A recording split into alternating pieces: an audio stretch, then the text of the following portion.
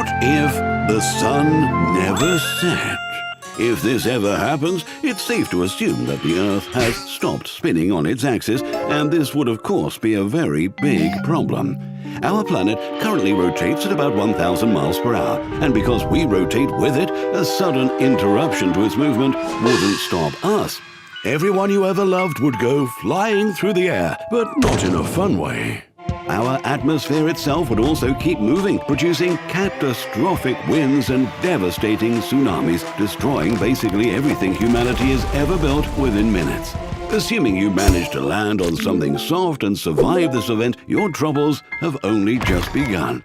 You see, the spin of the Earth also keeps our oceans in place. Without this, our water would freak out and migrate towards the points of strongest gravity, namely the North and South Poles. This would create two massive oceans, one at the top of the Earth and one at the bottom, drowning most of Canada, Greenland, Asia, and Europe. Your only hope would be to escape to the equator, where a new supercontinent of dry land would have formed, like a belt around the Earth. Here you could settle down to start your new life. All you would have to worry about is the sun itself. The unrelenting heat of an endless day would gradually roast this side of the Earth to over 100 degrees Celsius, evaporating lakes and rivers whilst killing all crops and livestock until you had nothing to eat or drink ever again. If this sounds bad, just wait until we lose our magnetic core. That would be the next step. You see, without Earth's rotation, we'd have no protection against cosmic radiation and the lethal rays from the sun, stripping us of our atmosphere until our planet becomes nothing more than a withered chunk of lifeless rock. And of course, you would be long dead by this point. But do not fear. Scientists all agree that if this ever happens, it would take around 1.9 trillion years. This means that, without a doubt, you'll die from something else long before then, and should rather not spend your time worrying about that.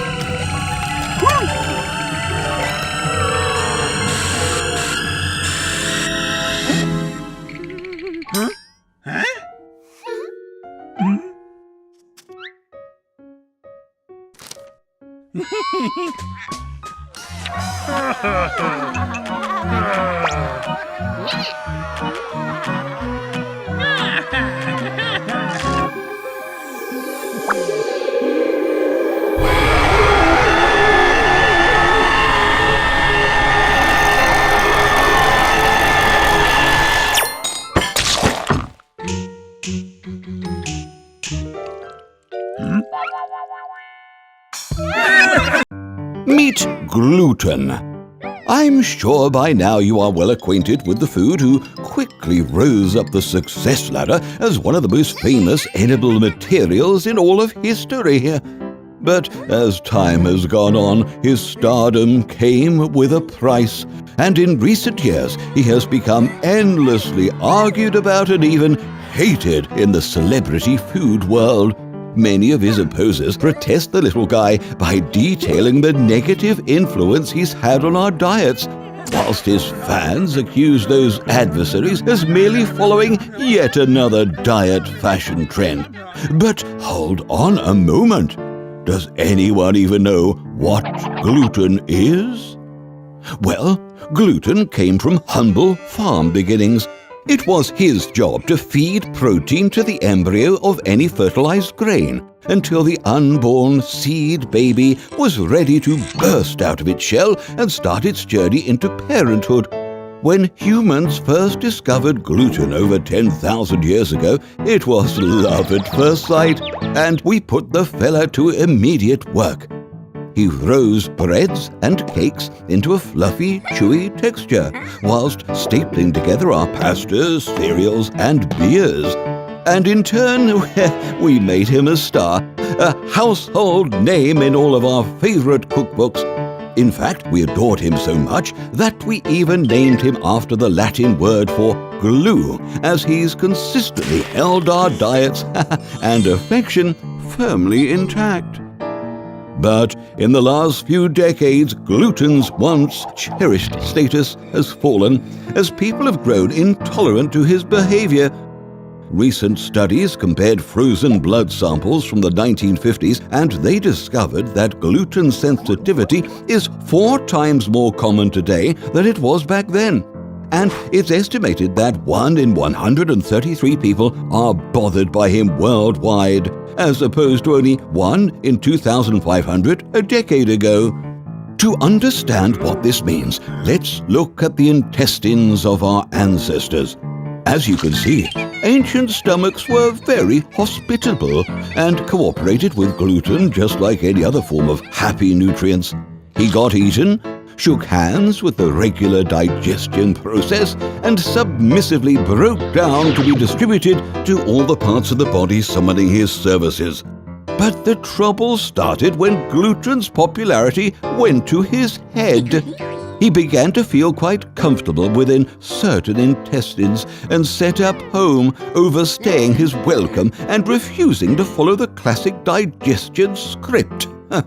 Well, naturally, this stubborn visitor annoyed the guts so much that they set off the alarm to evict our gooey guest. A war was declared. The body's natural defenses moved into attack. The stomach turned into a battlefield, and an uncomfortable reaction was developed, leaving certain human hosts feeling nauseous, congested, and, well, highly irritable all over. However, for some, the complications from this tummy fight may take a much more severe turn when the mother immune system becomes so furious with the stomach's constant distress calls that she decides enough is enough and goes into a blind rage, blasting the entire scene without restraint in an attempt to eradicate the problem by any means necessary.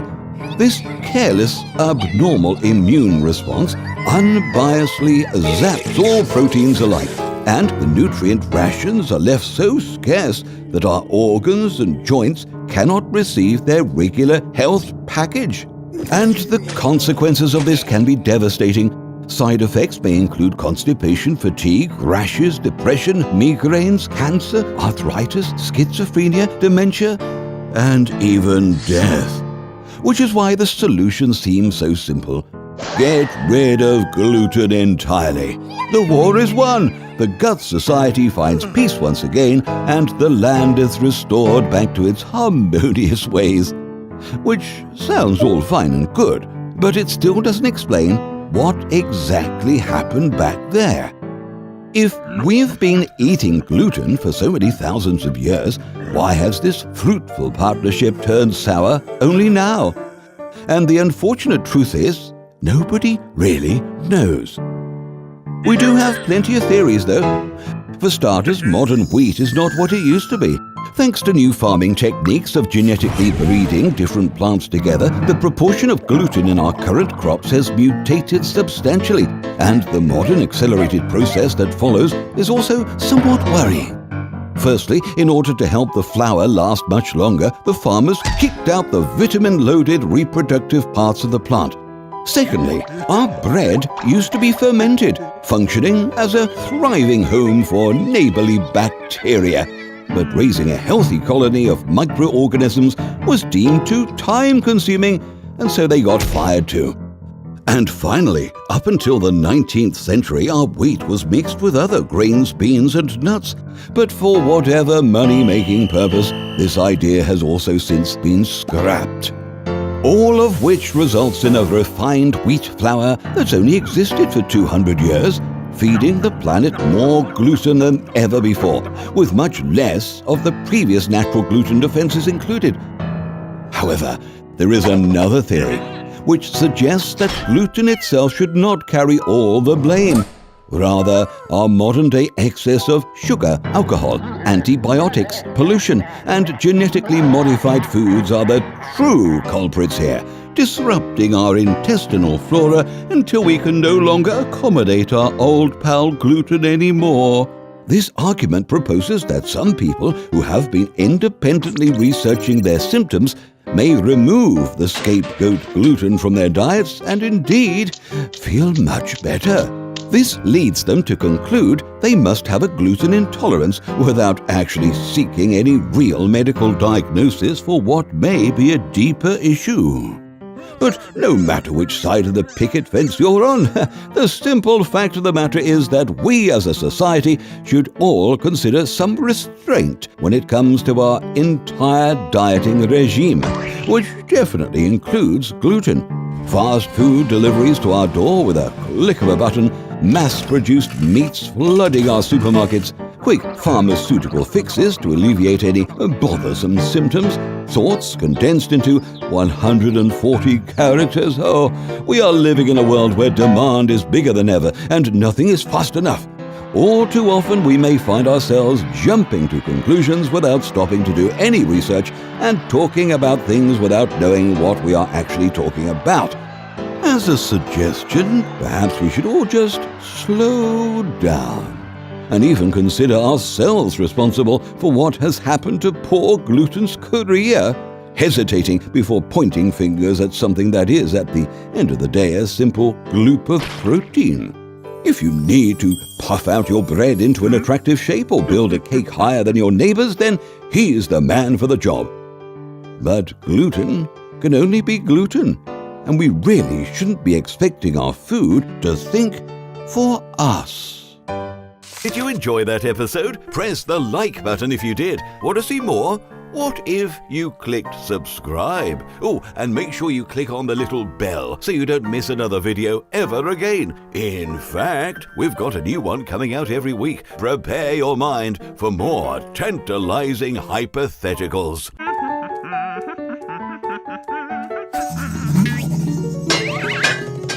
Oh.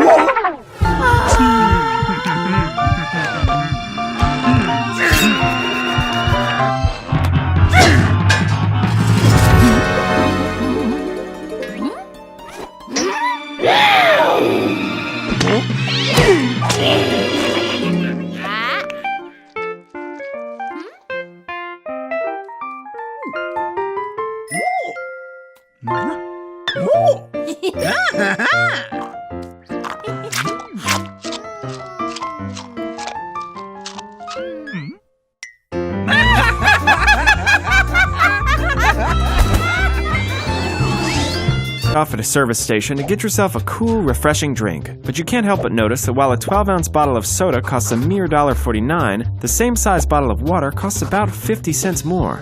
You would think that soda should cost more because in addition to water, it contains sugar, flavorings, and a number of mysterious chemicals, whereas water just contains water. So what's really going on here? If we look at production cost, the actual liquid really only accounts for a few cents of the price of each. Bottling and transportation cost a bit more, but the primary expense for both products is marketing.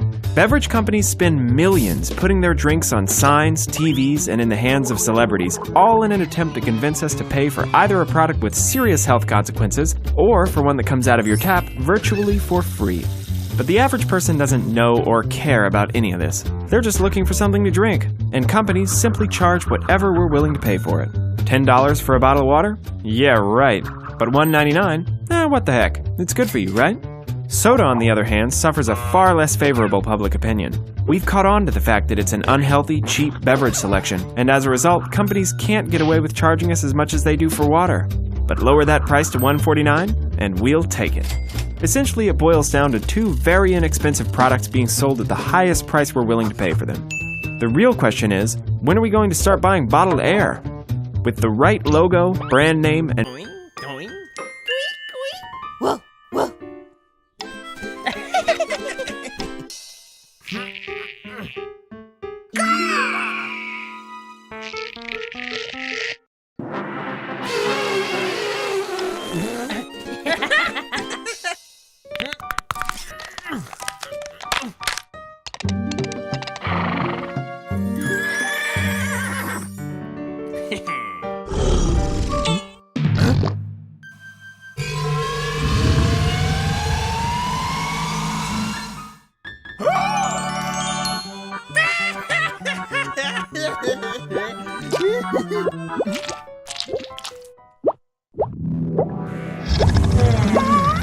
Ba-da-ba-da-ba?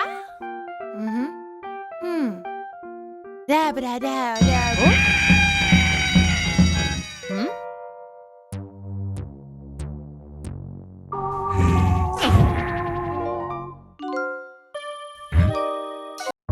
What if the sun never set?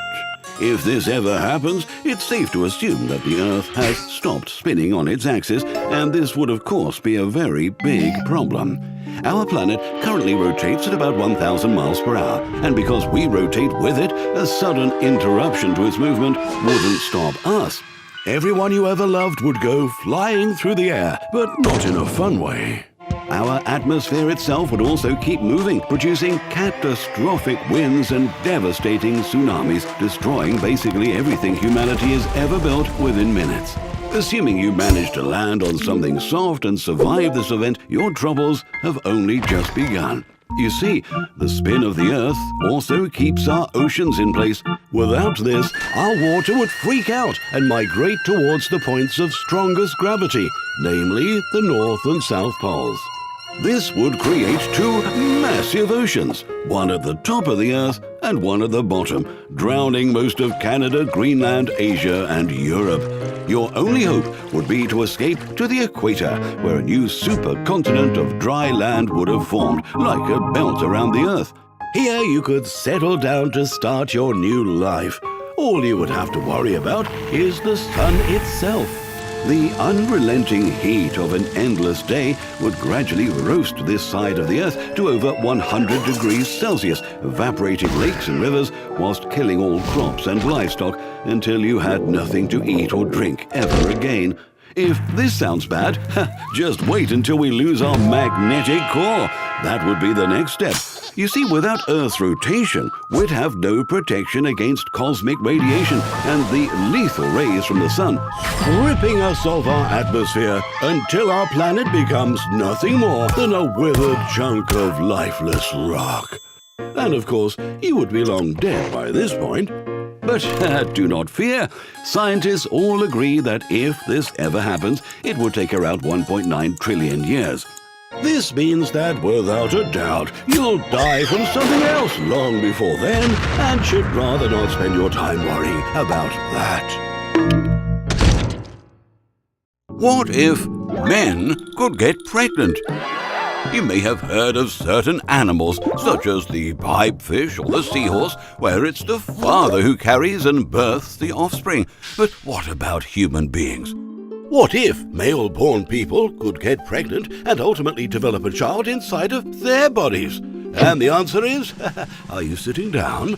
Theoretically, they already can. It is a common misconception that a human fetus is only able to develop within the uterus. In actual fact, roughly 1 in every 10,000 pregnancies does not happen this way. Here's how it works. The male sperm races down the fallopian tube to meet his feminine counterpart. They agree to start a relationship, fertilize, and together travel back down the fallopian tube to attach their new home onto the walls of the uterus. However, sometimes the egg may be dangerously close to the opening of the tube, and she can accidentally slip and fall out the other end, down into the pits of the abdomen. Curiously enough, the ambitious embryo often tries to make the best of a bad situation and implants itself into any living tissue it can find, from the intestines to the kidney to the liver. Oh, it just doesn't care. It just wants to grow. And grow it does. In many cases, a female abdomen has housed an unborn baby for the full 9 months, and 1 C-section later, the baby is out and the job is done. Which brings us to the question.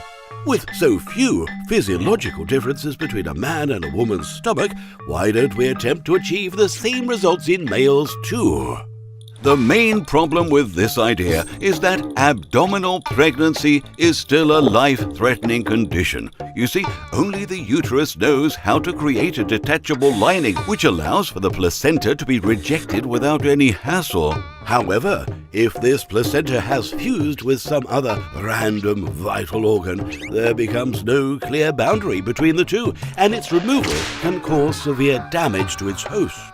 Oh, at some point, biologists could potentially interfere and force the placenta to attach to a less vulnerable organ, but why would anyone intentionally subject a person to this otherwise entirely accidental occurrence? Of course, there is another possibility: a uterus transplant. Now, this procedure is already a standard practice for many women lacking functional uteruses, and many successful births have been achieved this way. With that in mind, experts hypothesized that there is no reason why this surgery wouldn't work on a man. By utilizing a delicate concoction of his own sperm, a donor's eggs, a strict regime of hormonal injections, voila! A pregnant man! Of course, after the 9 months were up, the baby would have absolutely no way to get out. But 1 C-section later, and there you go. A healthy, bouncing baby as ordered, developed and birthed by his daddy. And thanks to all those hormones he's been taking, he may even lactate too. Well, that certainly was fascinating. Did you enjoy that episode? Press the like button if you did. That's what it was made for. Want to see more? What if you clicked subscribe?